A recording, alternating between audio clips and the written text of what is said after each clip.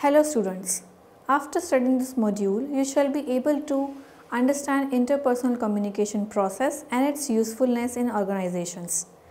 Describe basic methods and process of communication. Identify dynamics of interpersonal communication and barriers in this process. Evaluate how interpersonal communication influence organizational effectiveness. Apply techniques to improve the flow of communication in organizations. Introduction. The field traces its lineage through business information, business communication and early mass communication studies published in the 1930 through 1950. Several seminal publications stand out as a work broadening the scope and recognizing the importance of communication in the organizing process and in using the term organizational communication. Herbert A. Simon wrote in 1947 about organization communication systems, saying communication is absolutely essential to organizations. W. Charles Redding played a prominent role in the establishment of organizational communication as a discipline. In the 1950s, organizational communication focused largely on the role of communication in improving organizational life and organizational output. In 1980s, the field turned away from a business-oriented approach to communication and became concerned more with the constitutive role of communication in organizing. In the 1990s, critical theory influence on the field was left as organizational communication scholars focused more on communication's possibility to oppress and liberate organizational members. Communication is important for all phases of organizational behavior, but it is especially crucial in decision making, performance appraisal, motivation and generally ensuring that the organization functions effectively. First, we discuss the importance of communication in organizations and how information is transferred and processed. Then we describe the methods of organization communication and examine the basis communication process. Next, try to understand various communication networks in organizations. Finally, we discuss common problems of organizational communication and techniques to make communication more effective. Now, the definition and importance of communication in organization. Communication is the process by which two or more parties exchange information and share meaning. It has been studied from many perspectives. In this section, we overview the complex and dynamic communication process. It is the basic prerequisite for the attainment of organizational strategies and human resource management. Good communication is essential for the effective communication of any group. It can be through writing, reading, speaking, and even listening. Communication must include both transference and understanding of meaning. Therefore, the primary purpose of organizational communication is to achieve coordinated action. A second purpose of communication is information sharing. The effectively communicated information about individual's task provide him an overall picture about his job duties and its relation to the organizational goal. The information about employee's own performance in the form of performance appraisal, promotion, motivates him to work further with more effectiveness. Therefore, the information about the organizational goal is also important because it provides members with a sense of purpose and direction. Another purpose of communication is expressing of feelings and emotions. Communication is far from a collection of facts and figures. People in organizations, like people anywhere else, often need to communicate emotions such as happiness, anger, displeasure, confidence and fear. Communication thus involved in many activities of the organization. It is the process through which individual and group activities and interaction are coordinated for the improvement of organizational effectiveness. Methods of communication in organization. The three primary methods of communicating in organizations are written, oral and nonverbal communication. Often the methods are combined. Consideration that affects the choices of method include the audience, the nature of the message and the cost of transmission. Let's talk about written communication first. Organizations produce a great deal of written communication of many kinds. A letter is a formal means of communication with an individual, generally someone outside the organization. The most common form of written communication in organization is the office memorandum or memo, reports, manuals and forms. Second is oral communication. Oral communication is transmitted and receive ideas by using words. Oral communication takes place everywhere in formal conversation. In the formal speeches and presentation, this form of communication is powerful because it includes not only speaker's word but also their changes in tone, pitch, speed and volume. As the listeners, people use all of these cues to understand and interpret oral message. Non-verbal communication. Non-verbal communication includes all the elements associated with human communication that are not expressed orally or in writing. Sometimes it conveys more meaning than words. It includes facial gestures, voice intonation, physical distance, even silence.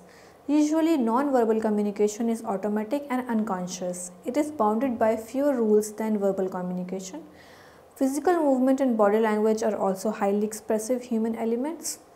Body language includes both actual movement and body position during communication. For example of the body language are handshake, making eye contact, sitting on the edge of a chair, sitting back with arms folded, etc. Computer mediated communication. In the era of information technology, organizations are developing internet and intranet facilities to share extensive information rapidly. Many organizations make use of intranet and video conferencing methods to meet people virtually to save time, energy and money. The model of basic communication process. Communication is a social process in which information is exchanged or a common understanding is established between two or more parties. The process is a social process because it involves two or more people. It is a two-way process and takes place over time rather than instantaneously. The communication process illustrated in the figure is a loop between the source and the receiver. The source is the individual, group or organization interested in communicating something to another party. It is the process by which the message is translated from an idea or a thought into a transmittable symbols. At that time, transmission play a key role. Transmission is a process through which the symbols that represent the message are sent to the receiver, but the message requires a channel or a path through which it is transmitted. Then receiver interprets the meaning of the message. Therefore, the receiver is the individual, group or organization that perceives the encoded symbols and may or may not decode them and try to understand the intended message. After the feedback will be given to the sender that indicates receipt of the message. Feedback verifies the message. It tells the source whether the message has been received and understood. The feedback may be as simple as the phone call from the prospective client expressing interest in the business proposal, or as complex as written brief on a complicated point of law sent from an attorney to a judge. In this model, channel noise or noises are responsible for disturbances in communication that is due to primarily to the medium. It is any disturbance in the communication process that distorts communication. That is why it is either minimized to the extent possible if not eliminated. Radio static and television ghost are example of channel noise. Where noise interferes in the encoding and decoding processes, poor encoding and decoding can result. Emotions that interfere with an intended communication may also be considered a type of noise. Communication networks. Now we know that communication is a process of flow through a channel. It links individuals and groups in social system. Initially, task-related communication links develop in an organization so the employees can get the information they need to do their jobs and coordinate their work with that of others in the system. Over a long period, these communication relationships become a sophisticated social system composed of both small group communication network and a larger organizational network. These networks serve as a structure both the flow and the content of communication and to support the organizational structure as shown in figure. The pattern and content also support the culture, belief and the value system that enables the organization to operate. Formal network. Formal networks are typically vertical, follow the authority chain and are limited to tasks related to communication. These are usually chain, wheel and all the channels are given in a figure. Chain network describes a formal chain of command. The top manager is delegating authority to the next higher level only and no direct communication occurs with lower level employees. Wheel relies on the leader to act as a central conduct for whole group's communication. Here everyone is communicating with the leader and vice versa, but not with each other. The all-channel network permits all group members to actively communicate with each other. The informal system. The informal communication generally associated with the interpersonal horizontal communication was primarily seen as a potential hindrance to effective organizational performance. There is no longer the case. Informal communication has become more important to ensuring the effective conduct of work in modern organization. Grapevine. The grapevine is an informal communication system. This term is applied for any information communicated through informal channels among employees and people in the society. In this system, communication is free to move in any direction, skip authority levels, and is as likely to satisfy group members' social need as it facilitates task accomplishments. Communication barriers.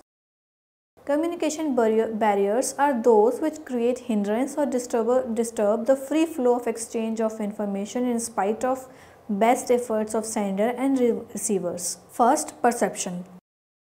Perception is the process that determines the message we select as well as how the selected information is organized and interpreted. Thus, the perception of the sender and the receiver should be aligned. For example, if boss is in a foul mood, employee might receive it as his fault and crib about him being unjust, where he might be angry with his supervisor. Filtering. People don't accept all stimuli that comes to them from the environment. We usually filter out the information that suits our requirement. Filtering may involve deleting or delaying negative information or changing the word so that event sounds more favorable. Attention. Attention affects communication a lot. It is attention which makes a message more important than other. For example, the information about the bonus spreads in no time in the whole organization because everyone pays more attention to it than the information about a sick leave of an employee. Thus, it is the relevance of the information which make it more attentive and hence communicated easily. Attentive listening is also a pathway to effective communication. Asking questions and putting the speaker's idea into one's own words are helpful. There are ways to ensure that one is taking in all the information presented. When listening to others, one should avoid jumping to conclusion or evaluating their remarks. It is important to completely take in what is being said before responding. Language. Using needlessly formal language may impose a serious barrier to communication. All specialized fields have jargons, their own specialized language. Jargons include technical language and acronyms as well as recognized words with specialized meaning in specific organizations or social groups. It also shapes and maintains organizations' cultural values as well as symbolize and employs self-identity in a group. Professional jargons help communications, but it can lead to confusion when used outside the groups. Jargons help them to share complex ideas but within the specialized group. Ambiguity. Ambiguity creates problem in the communication process when the sender and receivers are not be able to interpret the same word or phrase similarly. For example, if a supervisor says, "Would you like to think again about the planning of this project?" The message is quite ambiguous because the employee may think whether the supervisor wants me to check the planning of this project or does not approve of it. Such ambiguity can mark the entire purpose of effective communication. Information overload. The flood of message causes information overload. Information overload occurs when the volume of information received exceeds the person's capacity to process and retain it. Employees have certain information process capacity, that is amount of information that they are able to process in a fixed unit of time. At the same time, jobs have a varying information load, that is the amount of information to be processed. Now, techniques for improving flow of communication. Communication plays a central role in organization functioning. As we know that communication works at all levels, interpersonal, interorganizational and intra-organizational level, the effective communication will increase the productivity and effectiveness of an organization. There are few tactics of improving communication. Simple language. All organizations, fields, social groups and professions have their own specialized language. Jargons help professionals to quickly understand the meaning of the communication, but it can lead to confusion when used outside the group. Therefore, jargons should be avoided when attempting to communicate with outsiders. Another important thing for effective communication is that communicators should keep language short, simple and to the point. Thus, it is better to adapt to KISS principle when communicating, that is, keep it short and simple. Overburdening.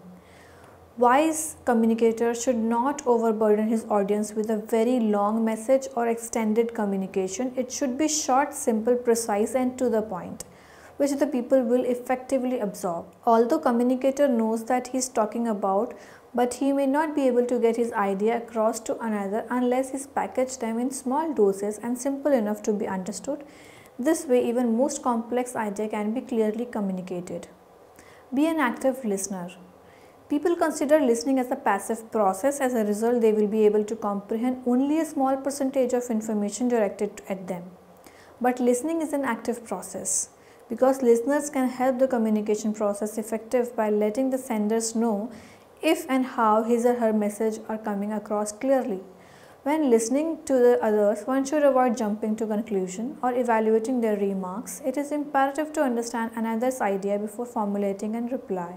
It helps both speaker as well as receiver, and hence effective communication take place. Obtain feedback. The feedback between employee and organization should be good. Usually employees do not like upward channels for communication. They are also reluctant to use. The policies like suggestion system facilitate the upward communication. Suggestion boxes are designed to help avoid such problems. To provide a conduct for employees' idea, employees are usually rewarded for their successful suggestions either with a flat mandatory reward or some percentage of the profit. Several other techniques such as corporate hotlines, telephone lines staffed by corporate personnel ready to answer employees' questions, listen to their comments, etc. Brown bag meetings and skip level meetings are designed to facilitate communication between people who don't usually get together because they work at a different organizational level. These meetings are informal, get together over breakfast or lunch where people discuss about their company. Employee survey can be used to gather information about employees' attitude and opinions about key areas of organizational operations.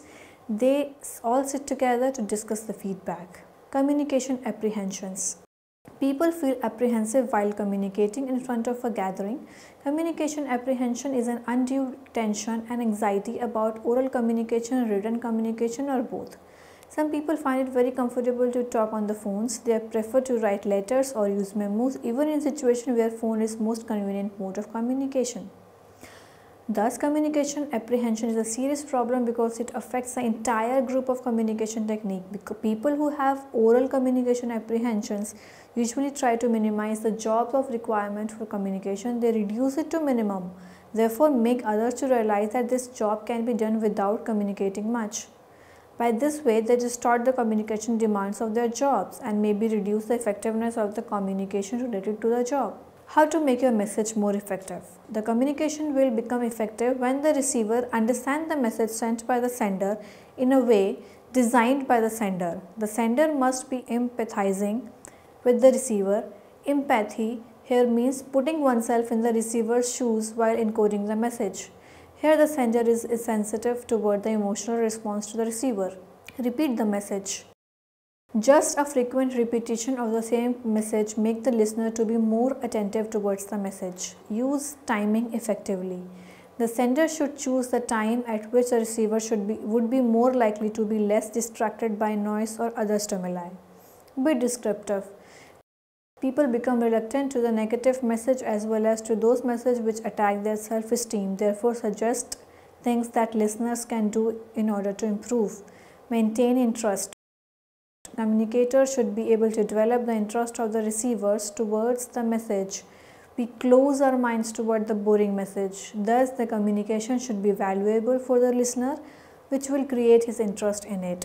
Summary. The chapter has mainly focused on how to get people to receive and understand message effectively. It is important to understand a message, then to accept the information. which has been providing to them. People understand the message when it touches their belief and value systems. Only then they will change their opinion and behaviors. That is why we need effective communication. It facilitates knowledge sharing, aids decision making, coordinates work facilities, and fulfill the need for affiliation. Communication involves more than just linear information flows. It is dynamic interpersonal process that involves behavior exchanges. Both formal and informal forces are responsible for the effectiveness of communication in organization. Style of dress and the use of time and space are used to communicate non-verbally in organization.